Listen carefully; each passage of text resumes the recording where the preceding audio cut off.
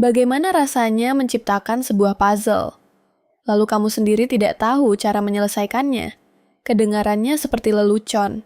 Tapi, itulah bagian paling menarik dari kisah Erne Rubik. Sebelum dunia mengenal Rubik's Cube sebagai mainan legendaris, sebelum ada kompetisi speed cubing, sebelum ada tutorial, jutaan kali ditonton di internet, kubus ini lahir dari rasa penasaran seorang arsitek dan desainer di Hungaria. Tahun 1974, Budapest. Erne Rubik sedang tertarik pada satu pertanyaan sederhana tapi sulit. Bagaimana cara membuat objek 3 dimensi yang bagian-bagiannya bisa bergerak, berputar, dan berubah posisi tanpa membuat keseluruhan bentuknya hancur? Ini bukan awal dari mainan viral. Ini awal dari eksperimen struktur. Rubik ingin memahami ruang. Ia ingin melihat gerakan.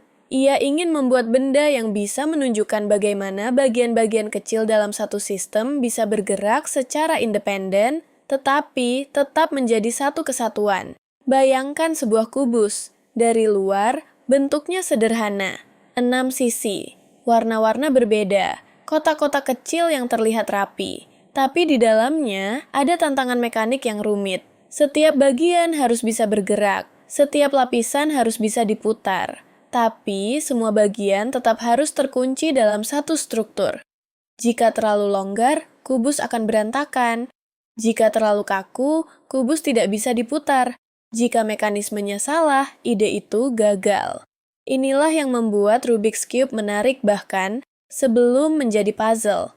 Ia adalah masalah desain, masalah arsitektur kecil, masalah tentang bagaimana kebebasan gerak bisa hidup dalam struktur yang tetap stabil. Setelah bereksperimen, Rubik berhasil membuat prototipe kubus yang bisa diputar. Awalnya, mungkin ia hanya merasa puas karena benda itu bekerja. Lapisan-lapisannya bisa berputar, warna-warnanya bisa berpindah posisi. Benda itu terasa hidup. Tapi lalu terjadi momen penting. Rubik mulai memutar kubus itu. 1 putaran, 2 putaran, 3 putaran. Warna yang awalnya rapi mulai bercampur. Sisi putih tidak lagi putih semua. Sisi merah tidak lagi merah semua. Sisi biru, hijau, kuning, oranye mulai kacau. Lalu ia menyadari sesuatu. Mengembalikannya jauh lebih sulit daripada mengacaknya. Itulah momen ketika sebuah objek desain berubah menjadi puzzle. Bukan karena ia dirancang langsung sebagai permainan komersial, tapi karena benda itu menantang penciptanya sendiri. Kisah populer sering menyebut bahwa Erne Rubik butuh sekitar 1 bulan untuk menyelesaikan kubus ciptaannya. Bayangkan itu. Hari ini, ada orang yang bisa menyelesaikan Rubik's Cube dalam hitungan detik. Tapi sang penemu sendiri dulu harus duduk, memutar, mengamati, gagal, mencoba lagi, mengingat pola, dan mencari jalan pulang dari kekacauan warna. Dan justru disitulah keindahannya. Rubik tidak menciptakan puzzle yang ia kuasai sejak awal. Ia menciptakan masalah yang bahkan ia sendiri harus pelajari. Pertanyaannya, kenapa kubus kecil ini bisa begitu sulit? Dan bagaimana sesuatu yang awalnya hanya eksperimen ruang bisa berubah menjadi salah satu puzzle paling terkenal di dunia? Rubik's Cube terlihat sederhana karena ukurannya kecil, tapi jangan tertipu. Di balik 6 warna dan 54 stiker kecil ada dunia kombinasi yang sangat besar. Kubus 343 punya lebih dari 43 kuintillion kemungkinan konfigurasi. Angka ini sulit dibayangkan. Kalau kamu memutar kubus secara acak, kemungkinan besar kamu tidak akan kebetulan menyelesaikannya. Karena Rubik's Cube bukan masalah keberuntungan, ia masalah struktur. Setiap putaran mengubah banyak bagian sekaligus. Saat kamu memindahkan satu bagian ke tempat yang benar, bagian lain bisa ikut berubah. Saat kamu memperbaiki satu sisi, sisi lain bisa rusak. Saat kamu merasa hampir selesai, satu langkah salah bisa membuat pola kembali kacau. Itulah yang membuat kubus ini begitu menyebalkan sekaligus menarik. Ia seperti hidup. Setiap gerakan punya konsekuensi. Dan untuk menyelesaikannya, kamu harus berhenti berpikir seperti orang yang hanya memutar sembarangan. Kamu harus mulai melihat pola. Lapisan. posisi, orientasi, urutan gerakan, sebab dan akibat, apa yang berubah, dan apa yang harus tetap dijaga. Dalam dunia cubing, gerakan-gerakan ini kemudian dikenal sebagai algoritma. Tapi algoritma di sini tidak harus terdengar menakutkan. Sederhananya, algoritma adalah rangkaian langkah yang jika dilakukan dengan urutan tertentu akan menghasilkan perubahan tertentu. Itulah yang membuat Rubik's Cube mengajarkan sesuatu yang sangat kuat. Masalah besar bisa dipecahkan dengan langkah kecil yang benar. Bukan semua sekaligus, tapi bertahap. Rubik sendiri harus menemukan logika itu dari nol. Tidak ada tutorial YouTube, tidak ada komunitas online, tidak ada metode beginner, tidak ada video solve in 5 minutes. Yang ada hanya kubus, pikiran, catatan, dan rasa penasaran. Setelah prototipe itu berkembang, kubus ini mulai dikenal di Hungaria sebagai Magic Cube. Nama itu terasa cocok, karena bagi banyak orang, benda ini memang terlihat seperti sihir. Kamu memutar sedikit, warna berubah. Kamu memutar lagi, pola muncul. Kamu mengacaknya, lalu tidak tahu cara mengembalikannya. Tapi, sihir Rubik's Cube sebenarnya bukan supernatural. Sihirnya adalah matematika yang bisa disentuh. Pada akhir 1970-an dan awal 1980-an, Magic Cube mulai masuk ke pasar internasional. Lalu namanya berubah menjadi Rubik's Cube. Dan setelah itu, dunia seperti ikut terobsesi. Toko mainan menjualnya. Orang-orang membawanya ke sekolah, ke rumah, ke kantor, ke kereta, ke ruang tamu, kemana-mana. Buku panduan cara menyelesaikannya mulai muncul. Koran dan televisi membahasnya. Anak-anak memainkannya. Orang dewasa juga penasaran. Sebagian orang frustrasi. Sebagian orang tidak bisa berhenti. Karena Rubik's Cube memberi sensasi yang jarang dimiliki mainan lain. Ia terlihat mungkin. Kamu merasa, ini cuma kubus kecil. Tapi begitu mencoba, kamu sadar, kecil bukan berarti mudah. Dan ketika akhirnya berhasil menyelesaikannya, ada rasa puas yang luar biasa. Bukan hanya karena warnanya kembali rapi, tapi karena kamu merasa berhasil menaklukkan kekacauan. Mungkin itulah alasan Rubik's Cube meledak secara global. Ia bukan hanya mainan, ia adalah tantangan pribadi. Sebuah benda kecil yang seolah berkata, coba selesaikan aku. Dan jutaan orang di seluruh dunia menerima tantangan itu.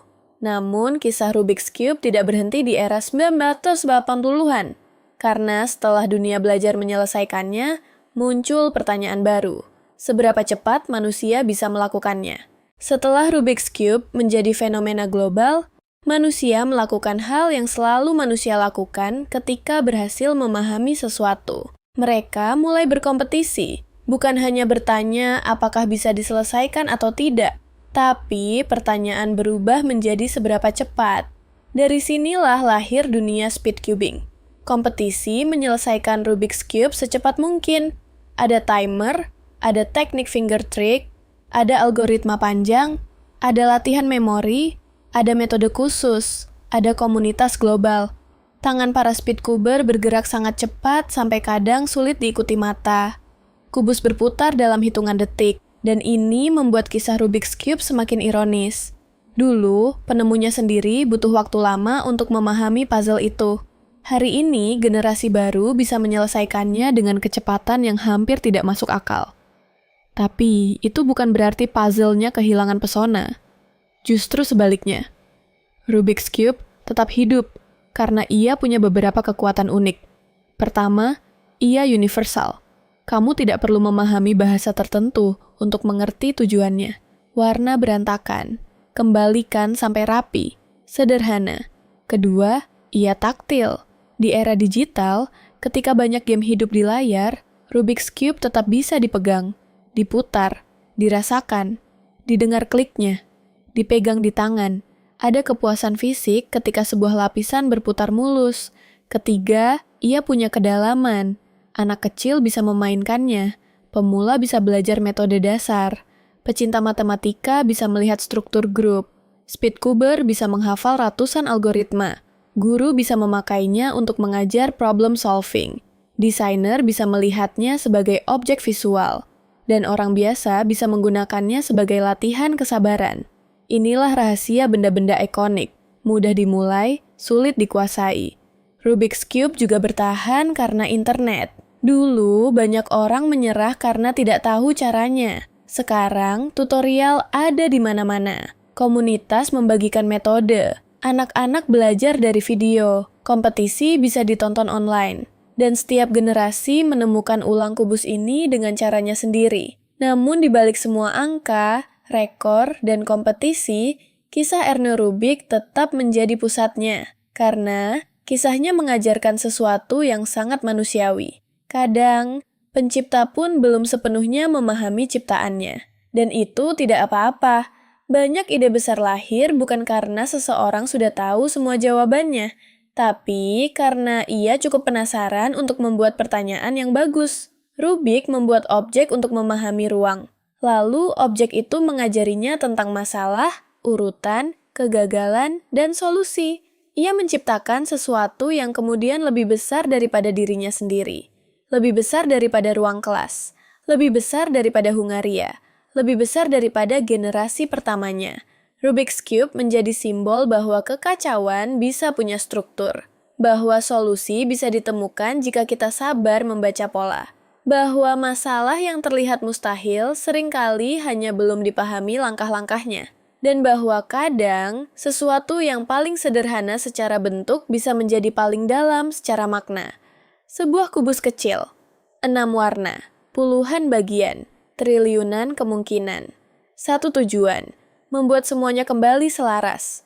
Mungkin itulah sebabnya Rubik's Cube terus relevan, karena hidup juga sering terasa seperti itu.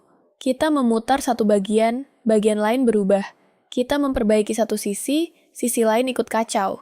Kita mencoba menyelesaikan semuanya sekaligus, lalu frustrasi. Padahal kadang, yang kita butuhkan adalah berhenti sebentar, melihat pola, dan menyelesaikannya satu langkah demi satu langkah.